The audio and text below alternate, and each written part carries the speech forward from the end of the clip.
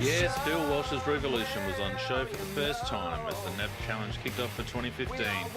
Join Peter J, Nicky New, Specious Argument, Red Mist, WFL and Phoenix as we give you all the AFL news, chat about our first look at Phil's new Crows, plus a massive exclusive interview taking us behind the scenes of last week's AGM. You thought last week's show was big? Well, strap yourselves in. This is CrowCast. Good evening, everybody, and welcome to the Adelaide BigFooty Board CrowCast. Yes, we've survived for another week, and we're into week 2 of our show for 2015. And we've got, I think, around about 8 people listening, so we thought we'd give it another go. So tonight we've got a quite an interesting show for you. We've, of course, got the regular panellists, and we've got Nikki giving her Nikki's news from around the AFL. We've got a review of the big game at Port Lincoln on Sunday with the Adelaide Crows playing the Kangaroos. And don't miss it, we have got an excellent interview coming up for you from none other than the 19th Dan Kiley, who ran for the board, gave a fantastic interview. So make sure you stay tuned for that. So without further ado, I'll do the Tony Barber sale of the century, go checking everybody's buzzer and see if we're all in tonight. First of all, first cab off the rank, we've got Specious Argument, the creator of this show. How are you tonight, Specious? I'm doing well, thanks, Pete. We've got a lot of smart minds on the Crows board, so if we can get anything on the podcast one day, that'd be awesome. And we've got the man who likes my likes, and so I like him a lot. He's Red Mist. How are you tonight, Red? I'm great, thank you, Peter. Just great to be here and looking forward to talking about the game on the weekend and a few other things. Good stuff, mate. Our techie, of course, Phoenix67, the man with the deep voice around his ankles. How are you, mate? How you going? Yeah, sounds good. And the master of the two-line post, WFL. How are you tonight, mate? I'm great, Peter. How are you, mate? Very well. And last but not least, I think we can actually now call her the doyenne of the Adelaide BigFooty board. Of course, I speak of Nikki New. How are you tonight, Nikki? Oh, you're making me blush now. Well, you know, the feedback was massively popular for you, and rightly so as well, because you did a really terrific job last week. So great to have you back on board this week. It was very hard, though, because one of them I really wanted to reply with, "Thanks, Mum." Good stuff. All right, look, without further ado, we'll chuck into the show now, and I think top of the running list tonight will be news from around the AFL, and of course it's Nikki with Nikki's news. First off, I've got some corrections to give some for information I gave last week. Ben McDevitt, who's the CEO of ASADA, was before the Senate Estimates Committee on Wednesday night, and he let some information out that we weren't aware of. So the 34 players are actually up against it's a 2-year penalty, which we didn't know exactly what it was before. The other thing that we found out was that Stephen Dank has been charged with trafficking, which we didn't know that before. And then I also talked about what happens if ASADA were going to appeal. Now, he was asked at the Senate committee, and he was very careful to respond that this is a hypothetical. But if ASADA are not happy with the penalty that is given, if they are found guilty, they can appeal. And I did say that last week, but what I didn't know was that their appeal will go back to the AFL Drug Tribunal. WADA can also still appeal, but their appeal will go to CAS. So that's some new information we didn't know. But thankfully, the NAB Challenge started, so we have some things to talk about other than Essendon. I've unofficially dubbed the NAB Challenge the "you're wearing the wrong top" competition, mainly because most of the games I've forgotten how long ago it was that players were traded, and you see a player in a new team going, "You're not supposed to be wearing that top, you're supposed to be playing for somebody else." So that's been a little confusing, but I have to say I haven't been impressed with most of what I've seen. There's been just skill errors galore, and Hawthorn were particularly bad. They made Collingwood look really good.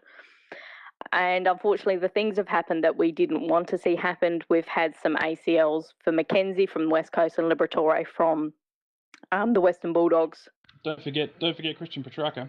Yes, I forgot him last week. Bad me. How can I forget the number 1 draft pick that's out for the entire season with a knee injury? There's also another person who's done their knee that we don't really like to talk about. unfortunately, because he's not going to miss the whole season. He's only going to miss 3 to 4 weeks. He's hurt his right knee, and I saw a report that it was the tibular-fibula joint injury for Kurt Tippett. He's still okay for round 1, apparently. Nikki, I don't know if you heard on the radio this morning, it was quite interesting on the Triple M breakfast show. They gave out statistics on knee injuries in the pre-season. Interestingly enough, it's the case that around about 40% of ACLs are done in the pre-season, going up to 70% done by round 6. I thought that was an amazing statistic. Has that got to do with the ground still being hard from cricket season, or through summer, or is there another factor attributed to it? I wonder if there's a lift in intensity as well between training and playing, and the body's not quite used to it yet. Rue certainly seemed to indicate that he thought it was the hard ground. Plus a bit of workload as well, I think. Yeah, it's definitely something we don't want to see at this time of year. For West Coast, I think that really has killed their season. Liberatore from the Western Bulldogs, I don't think they were even going to push up anyhow. I mean, he's a great little player, so it's really not good for their future, but I don't think that's really going to damage their chances, because I don't think they had any chance really this season. I think it's going to be a long year for Bulldog supporters. Well and truly. They have lost an extraordinary amount of talent, really. They've lost Griffin, they've lost Liberatore, they've lost Cooney. It's a really, I think they're a team that will certainly shouldn't trouble us, and they should be one of those sides that we should be putting the W in. I know that we should never really get too far ahead of ourselves, but they are in a world of hurt, I think, this year. Although they've got a lot of good young talent, but I think they've just lost too much experience now to be any sort of a threat this year. Yes, the experience that they need, that they do have that good young talent. So I think they're going to have some really good run-ons during games where that young talent is going to show through, but they won't be able to sustain it for the 4 quarters. But the other thing, the other news that's come in is that Davis and Dawson have both signed on with their teams. I don't think anybody was really interested in Zach Dawson, but Davis was the interesting one because of the former link with us, but he signed on for 2 years. And I think the biggest news of all is that the lowering of the food prices at the MCG is probably the thing that most people are going to be interested in. Oh, I'm glad you mentioned that one, Nikki, because that is a big one. And did anybody hear Darren Chandler over the last couple of days trying to defend his position both on the Double A breakfast show this morning and also this afternoon? It was just dreadful. A pie and Coke is under $10 at the MCG, whereas a chicken burger and a bottle of water is $16.50 at Adelaide Oval. Oh, it's shocking prices at Adelaide Oval. It's an absolute disgrace, I think. And the interesting thing will be is that they're now talking about the fact that Etihad will also drop their prices, and so it's going to be interesting to see if there's a domino effect and some pressure is brought to bear on the SMA. Look, living over here in Victoria, the impression I'm getting with regard to Etihad is what they've said is look, we're going to discuss it and we'll get back to you. I think what they're trying to do is deferring the questions and hoping that people forget about it. I'm not getting the impression that it's something that they're going to leap to. I heard a rumour actually about Etihad that the ownership issue with the AFL taking ownership of Etihad is going to be brought forward, and it might be in AFL hands within the next 12 months. I heard that exact same rumour, and I do believe it was Dwayne who was pushing that one. Yeah, I think you're right. The other thing about Etihad as well is obviously this current interesting little political battle with the Soccer Federation about their grand final. Oh, I haven't heard about that one. Do tell. Well, essentially, Melbourne Victory look like they may be in a position to host the soccer grand final, and they want to play it at Etihad because it holds 50 rather than the 20 or whatever at Amy Park. So it'll be interesting to see whether the AFL reschedule the Bulldogs Freo game, I think it is, scheduled for that weekend to accommodate a rival code. Yeah, correct. It's the Bulldogs Fremantle game on the Sunday. I don't know that there's a game there on Saturday, though, so if they're going to move it, it doesn't seem too complicated. And they could actually send that game to Amy Park because they wouldn't even get 20,000, you'd think. And folks, speaking of poor scheduling, a little bit closer to home, obviously and this is obviously particular to Adelaide and not necessarily around the AFL, but just mentioning the Nitro monster trucks that are coming to Adelaide and will be on the Thursday before Easter Sunday, preventing us from having a run on the ground. What do we think about that? I mean, I actually loved watching the trucks on at Clipsal, but I don't want them tearing up our stadium. Interestingly enough, I heard from, now it might have been, I'm not sure if I read it on the board or heard it on the radio, but apparently Newcastle Jets had their ground invaded by the monster trucks. And of course, they completely decimated the ground and ended up having to play their games on an alternative ground for 2 weeks. I'm actually shocked that they'd put that on Adelaide Oval, actually. There's other venues like Wayville or even Amy Stadium that they could do that and not have such a big impact. Why would you have it at Adelaide Oval? Yeah, they've had it at Wayville before, and I would have thought that's a better option for them, and particularly for where they need to store the trucks and bring them in and out. When you said it was going to be at Adelaide Oval, I thought you were joking. That's ridiculous. That is a ground that has not been allowed to have football on it for how many years? Because of the condition of the ground and the damage the football would do, and they're going to put monster trucks on it. I honestly thought you were joking. Or is it the SMA know they're not going to get money because of the new deal that's being brokered, so they're trying to get as much money as they can? Well, yeah, it's almost as silly as a Shield Grand Final possibly having to be moved because there was a Rolling Stones concert. But anyway, that never happened, but there was always the potential for that to happen. And so I guess that's the kind of world we have to live in now, that we've got this great new stadium that needs to be paid for. All right, thanks very much, Nikki. Brilliant as always, giving us some plenty of discussion points from around the AFL. Appreciate your research there. And as we mentioned at the top of the program, we've got a very, very special guest for us this evening to the podcast or the CrowCast. We have 19th Dan, the man who identified himself as 19th Dan on the board. Of course, I speak of Dan Kiley, who ran for the board in the recent AGM at the Adelaide Football Club. Good evening, Dan. How are you this evening? I'm very well. Thank you very much for having me on, guys. Thanks very much for joining us. And first of all, perhaps you could just give us a little bit of the background. I assume that given that it seemed like it was a mandatory qualification that you be a former AFL player, that you've obviously got some kind of AFL experience. Otherwise, you would think that they just wouldn't have even considered you. I have very little in the way of physical sporting ability, and so therefore live vicariously through the Adelaide Football Club and various other sporting teams, and I thought this might be my opportunity to be able to offer something to the club aside from physical prowess. No, absolutely, mate. I think that most of us are like that, and obviously just being facetious, but your credentials seem very, very impressive, and I think a lot of them, people on the board were right behind you, but perhaps you could just give us a little bit of a background about your experience and how you came to making your application. Yeah, so I'm 27. I studied law and computer science, and I've been working for about 4.5 years as a commercial lawyer, specialising in intellectual property and trade practices and privacy law and things like that. Also run on the side a very small software company doing some iPhone app development and things like that. But yeah, I think, more importantly, I've been a member for, I think I worked out this will be my 17th season as a Crows member. You get along every week. If I could jump in there, Dan, I noticed when in your introduction on the board, you mentioned that you wanted to approach being a board member as a way to get a voice out to more of the supporters. Could you elaborate on that a little bit for us?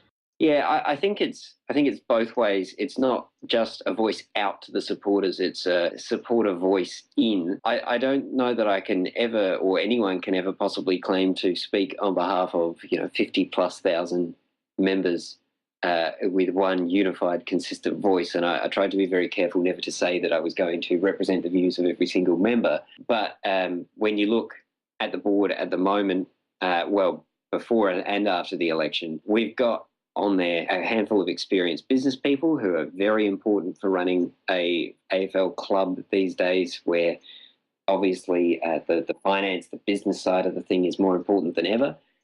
We've also got a handful of former players who, and of course you need that experience on a board, but what doesn't seem to be there is someone who's not from, a bunch of other prominent company directorships or the football field, who's goes along every week, is, subject to perhaps says something, the various stuff we hear out of the club and at the ground and all that sort of stuff. I mean, I had...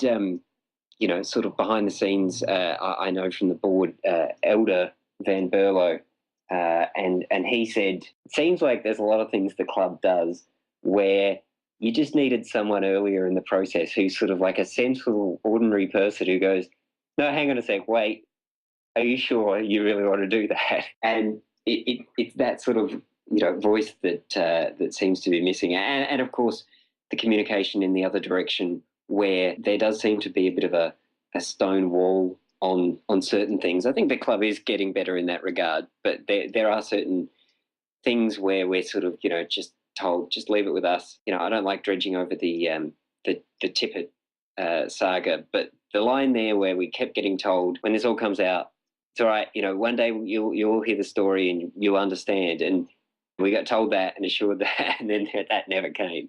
So I think there's room for voices in both directions there, and I was hoping that would be the kind of thing that I could help facilitate. I'm sure there are plenty of other people who could fill that role well. It's certainly different than being the chair of Bank SA or a former Brownlow medalist. Based on the way that the contracts for the Tippett Gate scandal broke down, it sounds like it could have used a lawyer on the board. Yeah, look, I think there is potentially a role there for a lawyer as well. I mean, there's bits and pieces that I've now in the last week or two as well been talking a little bit with Mr. Fagan, now that I've got an ear of someone at the club, where there's a few boxes on the constitution that we've just sort of put in place that we haven't quite ticked off yet, that would be good just to, they're not going to help us win matches of football, but in terms of we just want to make sure that we're above board and everything's compliant with everything that it needs to. And there's a few things there where you can see an eye, that if someone with the right eye for that sort of thing would be quite helpful. I didn't want to make my platform for this position about me being a lawyer, because there are plenty of lawyers in Adelaide who'd be plenty capable. I think I took it more that the fact that I was, a qualified professional in something was evidence of the fact that I could be competent and trusted on the board in doing what I said I wanted to do, as opposed to bringing a special skill to the board in terms of legal. Now, had you won a position on the board, a seat on the board, are there growth areas for the club that you'd identified somewhere, a direction you would have advocated for? Are you talking sort of growth areas in terms of money, supporters, or anything? I suppose, is that what you're saying? What would you have gone after as putting your first 90 days? What would you have added? Look, I think part of what I was after is almost a bit of an attitude shift, rather than a specific. Within the first 90 days, I want, the club to send a survey to all members to ask what they want or something. I didn't have something specifically like that. It's more about this subtle attitude shift of making it, more of a club in the traditional sense of the word, that it has that inclusiveness that feels like you are a part of the journey, as opposed to someone who gets to watch and pay for the privilege of coming along every now and again and having a look. So I don't know that there was anything that I would have done in the first 90 days that you would have been able to point at and say, that specific, thing has got Dan written all over it. But that in terms of when the board came to make, the decisions about which way to steer things, to help try and steer that in directions that recognise the members as being part of that team. In terms of, I guess, looking at the process that you went through, and I guess you would have become intimately associated with the club in a way that lots of us would all kind of only dream of. Is there something that you, as a spectator, as a follower of the club, as a member, learned through this process that you think that our listeners would benefit from hearing? That's interesting. It was like you said, it was a very different feel rocking up to the AGM, because I had people afterwards come up and introduce themselves, like people like Tom Rayner, the membership manager, Andrew Fagan, Nigel Smart, who knew who I was because I've been through this process, and sort of introduced themselves for a chat and stuff like that. Which so it certainly changed things a bit. Whether I fade back into the background now, I'm not sure. In terms of things that I've learned, I mean, aside from the actual club itself, part of what I feel like I've sort of learned out of this that I didn't have before was just I had all these people come out of the woodwork and contact me outside of the club who put forward all sorts of things that they were passionate about. Just the degree of passion that I saw was really fantastic. I had people somehow get my work phone number. It wouldn't have been too hard to track down. It's not like it was a state secret, but and ring me up and talk my ear off about what they thought was the club needed to do. I had emails, I had tweets, I had, and obviously the guys on the BigFooty forum who certainly aren't shy in putting forward their opinion as well. And that was actually really good. Just for, I don't know, you've probably all had that thing where, you know, you might be the only person in your like nook of the office who really cares that much about the footy, and sometimes, you know, they say, you get the thing like, "I'll give it up," you know, like, well, it's just the football, whatever. And to have all these people come along and clearly just absolutely love it, that was actually really great. To get in touch with these people that I never would have had anything to do with otherwise. In terms of stuff from the club, it was interesting. I made a point of talking to Andrew Fagan about the meetings he's been having with members, because I you know, that is the kind of thing that I'm, you know, broadly supportive of and would have loved to have seen continue, and certainly wouldn't have told him to stop doing if I'd have been elected. I think that that's a great step in the right direction. And it was interesting to hear his take on those from the other side, where he sort of talked about, in essence, that there's a lot of noise in there and you have to sort of take a step back and listen for the broader trends. You'll go to one of these meetings and he said they sort of broadly set a vague topic, like they don't sort of dictate, right, today we're going to talk to you all about, you know, the price of hot dogs at Adelaide Oval, but they might say, like, today we're going to have a chat about the match day experience last year. How did you find it? What went well for you and what could we do better? And he said you get people rock up to those meetings, argue amongst themselves because one of them loved the 19th man flag and someone's hated it and thought it was a waste of time and showed that we were, you know, a bit naff. And it was just really interesting talking through some of the problems that from the outside we go, well, obviously they should do this, or why don't they do this? And talking with Andrew and Tom Rayner in particular, who's got a really tough job at the moment trying to squeeze tons and tons of members into a finite space at Adelaide Oval. It was interesting to see the other side of that and hear, you know, that these people are sort of only human, and there'll be all these, you know, supporters from the outside will say, you should clearly just do this, but then, you know, you don't think about, well, we have to do this and we're obliged to do this and the stadium deal says we can only do, you know, this and this and we don't have access until blah. And that was quite interesting to hear. Now, I know on the board there's been quite a bit of discussion about what should happen the next time a members vote comes up. But from your opinion, being involved in it, what could the club do better next time to probably make the process, you know, just to improve upon it from not only the candidates' point of view, but also from the members who are voting? I think it would have been really good to have seen the member profiles somewhere other than behind the voting login. The candidates were announced, was it the Friday and voting started on the Monday or something like that? And so there was a good few days where all we had was a list of names and basically, you know, empty space to fill. One election that I looked at closely before this one was the Essendon one, simply because they had 9 candidates running for 2 spots in November last year, just like we did in February. And they had a PDF that's still available on their website that had all the member statements.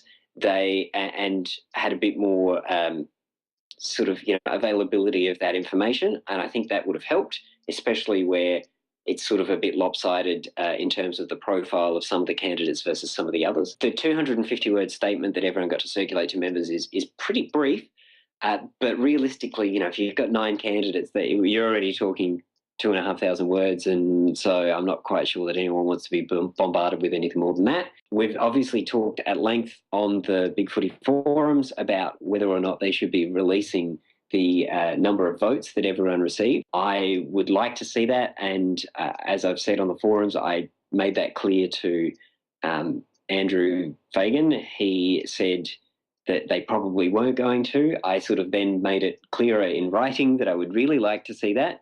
And I got told, no, we've decided we are definitely not going to, because we don't want to discourage anyone running again in future. I'm not sure. I mean, I think if I found out that I came third, which I don't know, I might have came ninth. But if I found out I came third, that might encourage me to run again in the future. But anyway, I mean, the process, I think in terms of it was conducted at arm's length by the corp vote and all that sort of stuff. So I think broadly speaking that, they got that bit of it right.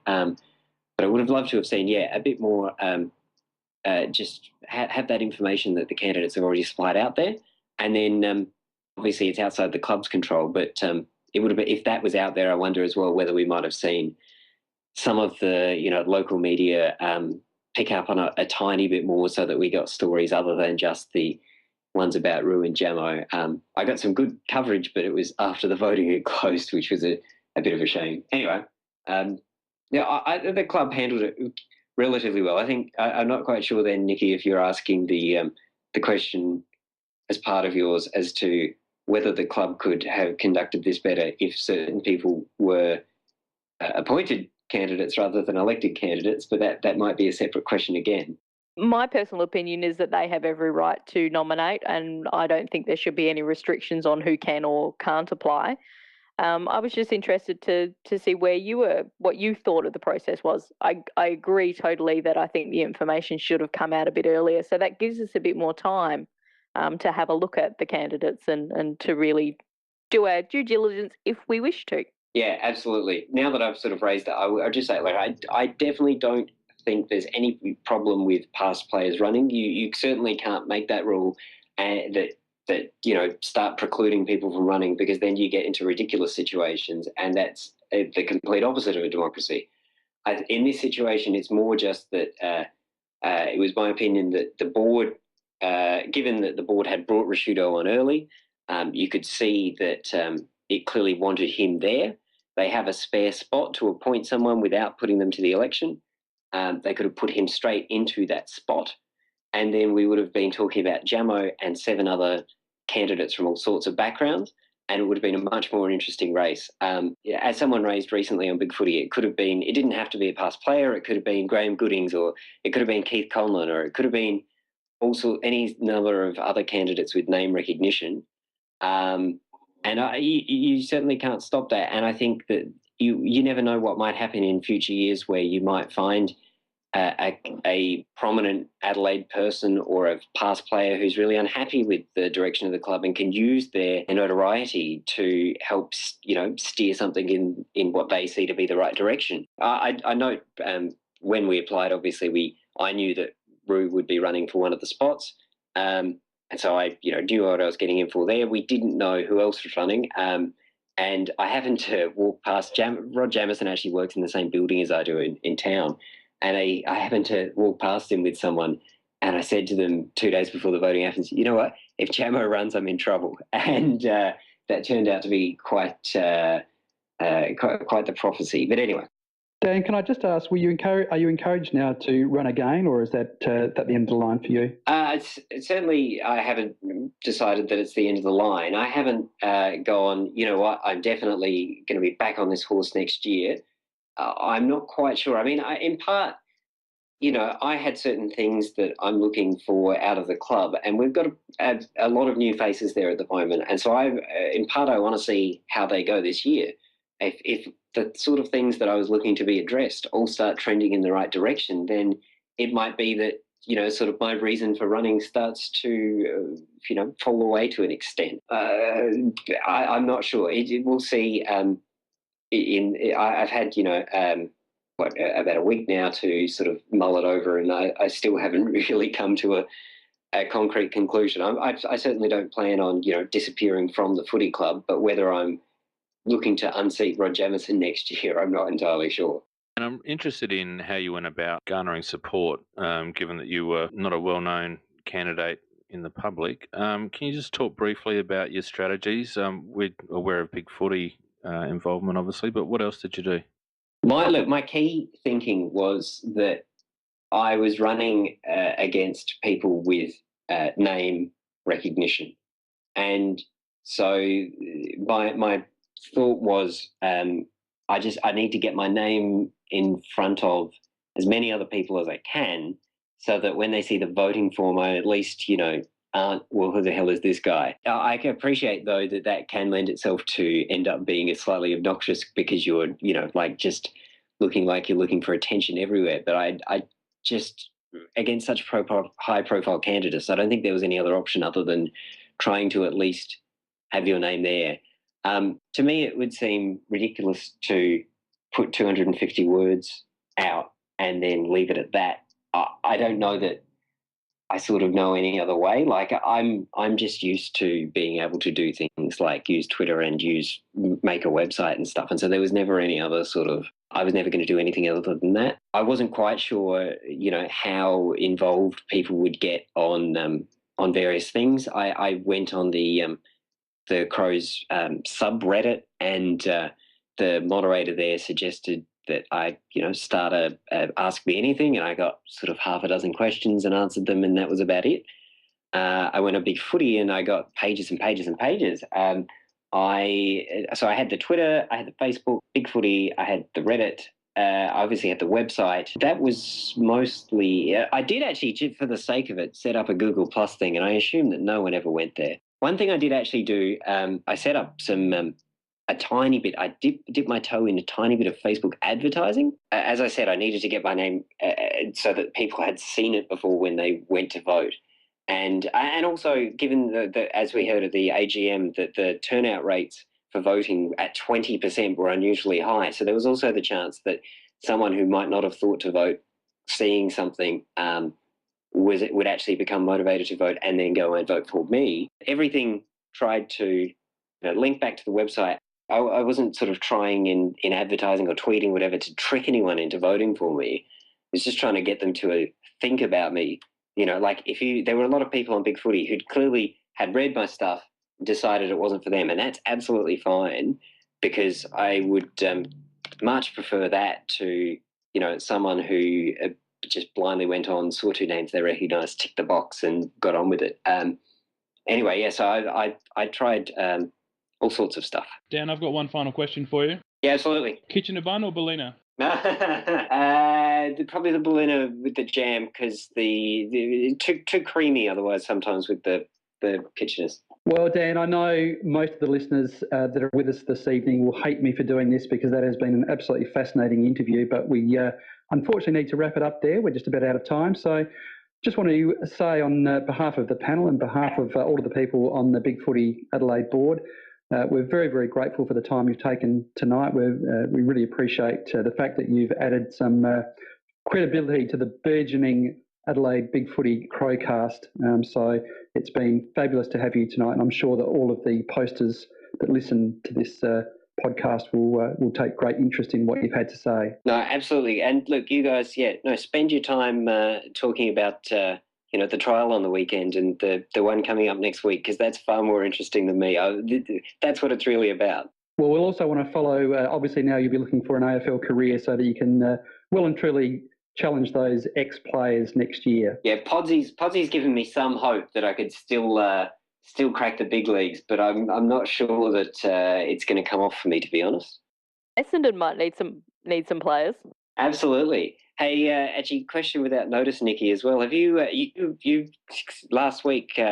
You knew the ins and outs of the Essendon situation. You had the inside word on last week's podcast about the Adelaide who was going to be in the trial team and everything like that. Have you thought about sticking your hand up for next year's board? I don't have experience on boards that I think would be applicable yet. I do know that my father could be one that we could kind of push that way, because any of my good opinions on football are actually probably mostly his opinions that I'm. No worries. Now I'm really risking my own life now cutting across Nikki. They'll have the hatchets out for me on the board. So, but anyway, look, thanks very much. We really, really appreciate your time, Dan. That was Dan Kiley, of course, the 19th Dan, who ran for the board this year at the Adelaide AGM. Thanks again. No worries. Thanks, guys. All right, moving along, we had our first game on the weekend. It was the round one of the NAB Cup. Of course, Adelaide took on the Kangaroos up there at Port Lincoln. And after a little bit of shuffling around from the AFL, we finally got to get a live stream. So we were all having the opportunity to have a look. What do we think of the game, guys? Overall, I quite enjoyed it. I thought there were some positives. There were definitely some negatives towards the end. But overall, it was pretty good hit out. We didn't really have any serious injuries, and that's what we really want to see at this point of the year. Yeah, I've been having a brief view of the stats, and there isn't much to separate the two teams. Obviously, on the scoreboard, very close in terms of scoring shots, overall score. Something positive that I took, despite the last quarter fade out, we got up to I think 53 points in front at one point, and we were never behind. So that's certainly an improvement on last year. I was particularly impressed with the performance of Jared Lyons. Thought he was terrific in the guts, and I think it was terrific also for the fact that he had that opportunity. I mean, we saw last year that when he did get an opportunity to come into the side, that he was playing across that sort of half-forward position with the very, very odd run on the ball, when really his strength is in and around the clearances, and it was just great to see him afforded. I reckon he was in just about every clearance for every centre clearance for the first three quarters. Certainly going to be interesting with a couple of midfield inclusions next time around with Danger and that, whether Jared gets as much time or is using the same role, or whether that was basically an audition for him to be in the second or third rotations for the mids coming off the bench. Yeah, is this going to be the year that we see the emergence of Brad Crouch? Game high 26 possessions this week. He did have some shocking handballs that normally he's so good at, and I kind of wanted to smack him a couple of times with some of those. But there was just some stunning little things every so often. And I think in the third quarter there's a clearance, and I'm going, who was that running so fast? And it was actually Crouch when I went back and had a look. Speaking of fast, how about Betts? 4 goals and playing like a midfielder in the forward. Wasn't it 5 goals? No, there's nothing gets past you at all, Nicky. Should have definitely been 5 goals. If that game was played again next weekend, it's 5 goals for sure. Well, that means because the AFL has actually changed the rule. The rule actually is that no, that wasn't a goal, and I'm quite happy that it's not a goal because that's the rule. But the AFL has said that if it was in the main season, it would be a goal. So they're going to change the rules again. Yeah, Campbell came out and said common sense should prevail, and if nothing else, at least it's positive that it seems that there's a couple of guys in AFL House now that aren't afraid to, see reason and just go, no, well, that's stupid, and make a change. What do we think of Keenan Ramsey, folks? Somebody posted today that they thought that it was the most overhyped 7-possession four-mark game they've ever seen. Personally, I was particularly impressed with the way that he moved, and he just looked like very, very comfortable at the level, like he'd been there for some time. Really good hands on him under pressure. One take, clunk, and that's what you want with somebody's either playing forward or back. So that was quite pleasing for me to see. I thought what he did really well. Young lad, certainly good signs. Whether he slots in at all this year, who knows, but he certainly looks like he's a player in the making. Have we heard anything about Tom Lynch, how he pulled up after his incident? He was ducking all the questions, apparently. Fair to say he's got a bit of a headache. Oh, you guys are funny. It's a fair issue, though, isn't it, for him? I mean, he really does need to duck his head, and he really exposes himself to some serious injury, don't you think? He used to do, I remember seeing him do it early on in his career, that he'd do that little duck and he'd slip under the arm, pop up and be able to get away. So it's obviously something he's done ever since he was a junior, so it's just so ingrained. But now with the way that players are running in and then kind of pulling up to not hit, etc., yeah, he's going to have to try to unlearn that skill, which is really hard to do. I mean, it's interesting with the way that the AFL is going on about protecting the head. You would think that he would be getting a bit more protection, but I don't know. I don't know if he's the unluckiest player in the history of the Adelaide Football Club, or if it's really just about the way he plays and he puts himself in unnecessary danger. No, it's technique. I mean, he doesn't duck. He doesn't hit Zeebel's hip. It's as simple as that. Certainly the one last year where he got shirt fronted by Viney, that was unfortunate.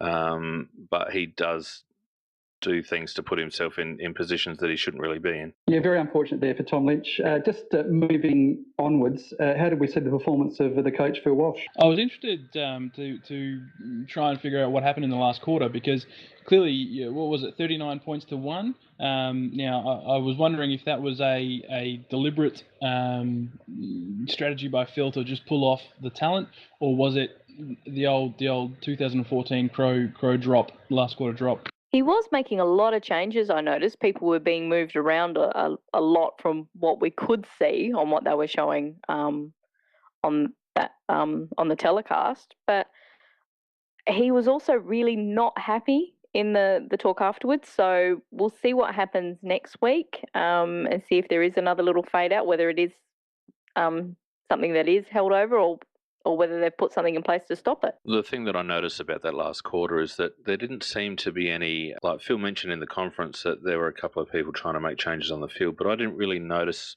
anything that we did to try and stop their momentum. So I don't know whether that was just, rhetoric or whether what we did try just didn't work. I'd noticed we'd been quite good at stopping that in the stoppages where they have the one loose player behind the ball, and that killed us last year. We always used to, why isn't somebody manning up on him? That we'd have somebody that was off of them a little bit, but as soon as it got to them, we closed them down very quickly. That seemed to stop in the last quarter. How do you rate the way that Podsiadly's being used? Do you think the way that he's being sent forward and back in terms of tactically is that a wise use of a, what is he, 34-year-old? He's a very fit 34-year-old.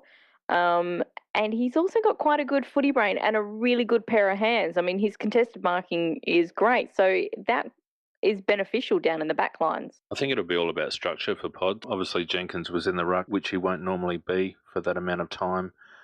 We didn't have Cheney, so we lacked a mid-sized defender.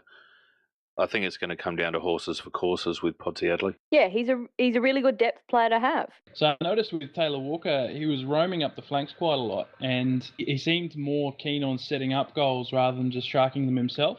I think as a captain, I think he's going to do very well. Our forward structure was really interesting, actually. We had our smalls playing deep more often than not and playing two sort of marking lead-ups. We didn't, if anything, we had the second string tools dropping back with Eddie, but we didn't have that tall presence deep. We were certainly playing high. Did anybody notice the kick of Riley O'Brien? He had a fairly bad kick for goal, I think. He had quite a good game, but my podcast, what am I talking about? My live stream dropped out, unfortunately. Did anybody see that kick for goal? Apparently it was one of the worst of all time. It did a rotation before it hit his foot.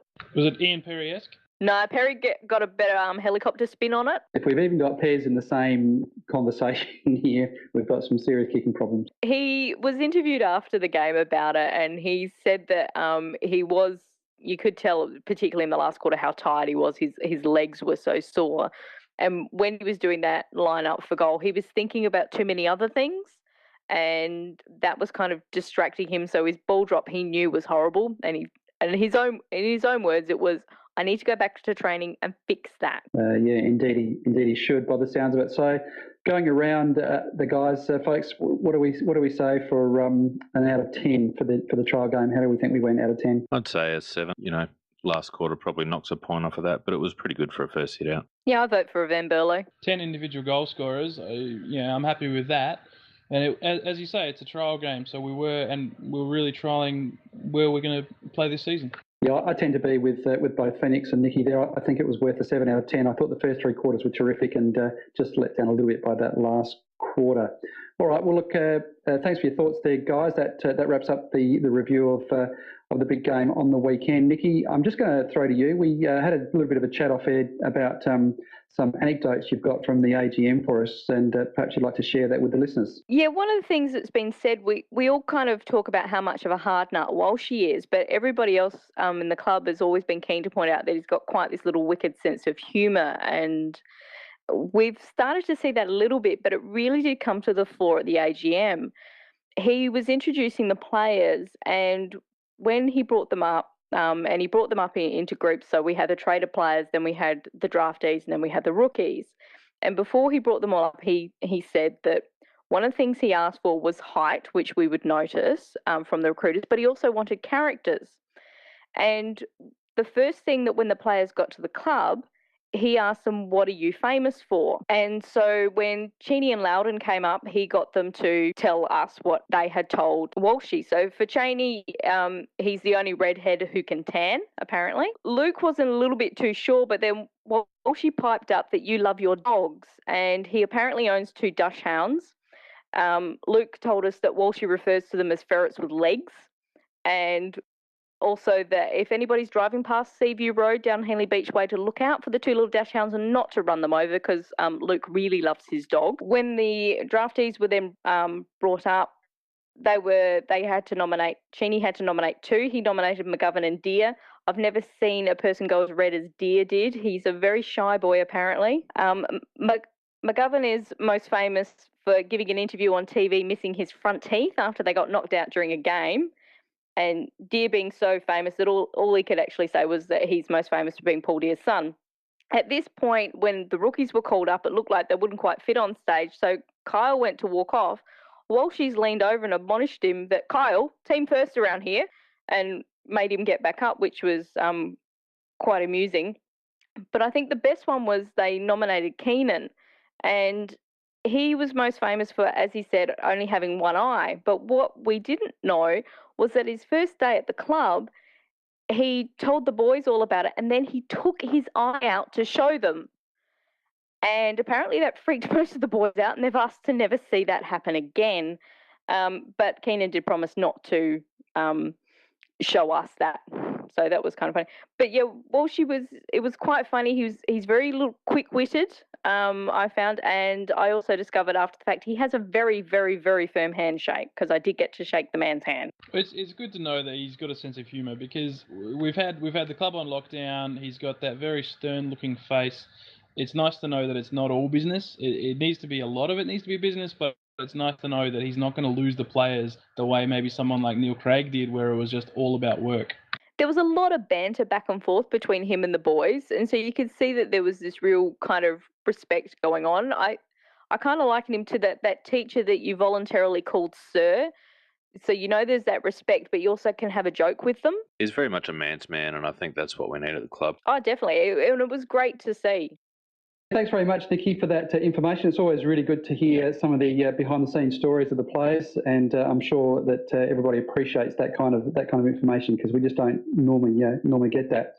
All right, just about ready to close up this evening, but before we do, Specious, you want to have a shout out to the Collingwood board, and this is a fantastic story for everyone to hear. Yeah, thanks, Pete. Look, my wife and I are fostering two girls at the moment. One's 18 months old, the other's 6. With the 18-month-old, I've still got time, but the 6-year-old is a little die-hard Collingwood supporter. So I went on the Pies board. I just said, look, guys, has anyone got any second-hand scarf, a hand-me-down jumper, something like that I can give her, because she's really keen, and I obviously don't have any black and white in the house. So I got went to sleep, came back in the morning, and was just flooded with responses, and over there they've been incredibly generous. They've hooked her up with a brand new jumper. Someone got in touch with the club, got tickets for the whole year, so I'm going to end up having to go to bloody Collingwood games. But and they've also all chipped in and have bought her an iPad for school, which is beyond generous. It's just fantastic. So the thread's over on their board. If you want to go and have a look, there's a few photos on there. Just wanted to say a big thank you to those guys. That's fantastic. Yeah, I've had a quick look, and it's just absolutely amazing. That's what I love about forums like the one that we're on. There's a real sense of community that just happens. That's an unbelievable story, Specious, and thanks very much for sharing that with us. And just amazing that out of just a forum, an internet forum, you can get that kind of support. It's brilliant. All right, well, look, we'll wrap it up there, and thanks very much for being part of the show tonight to Specious, Phoenix, Nikki, WFL, and Red Mist. And also, I just want to say a huge thanks once again to Dan Kiley for giving us his time tonight and giving us a really interesting interview.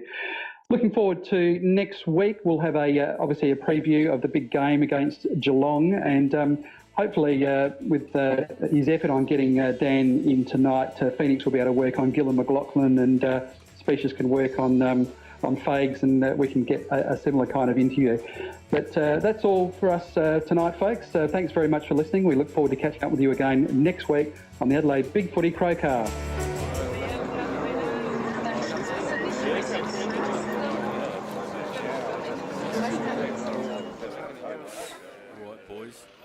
Representing the club for the first time this year. Don't forget, team first culture. See you in the rooms in 10 minutes. Put it in your pocket and make it money.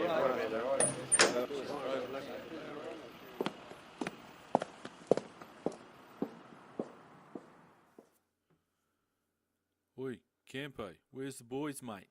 Oh, gee, Walshy, they're still on the bus, mate. What the? Oh. Tex! What the bloody hell's going on, mate?